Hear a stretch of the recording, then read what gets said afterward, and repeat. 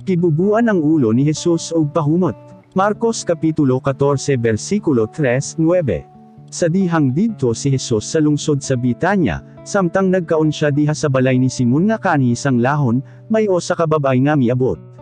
May dala siyang gamayng tibed nga may sulod nga mahalon kaayo nga pahumot. Kini nga pahumot gikan sa mahungot nga tanom nga gitawag og nardo. Pagduol niya kang Jesus giabrihan niya ang tibed ug anya gibubo niya ang pahumot sa ulo ni Jesus. Adunay mga tawo didto nga nasuko og mingon, nganong giusikan man niya ang pahumot. Ikabaligya anta kana sa kantidad nga balig o sa katuig nga sweldo ug ang halini kahatag ngadto sa mga kabos. Ug gikasukan nila ang babay.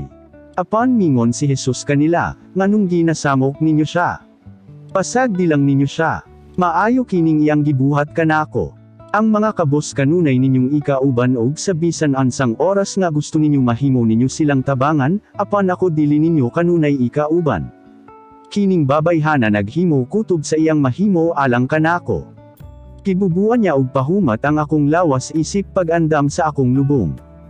Sa pagkatinuod, bisan asa iwali ang mayong balita sa tibuok kalibutan, ang iyang gibuhat kanako mahisgutan o sab-isip handumanan kanya.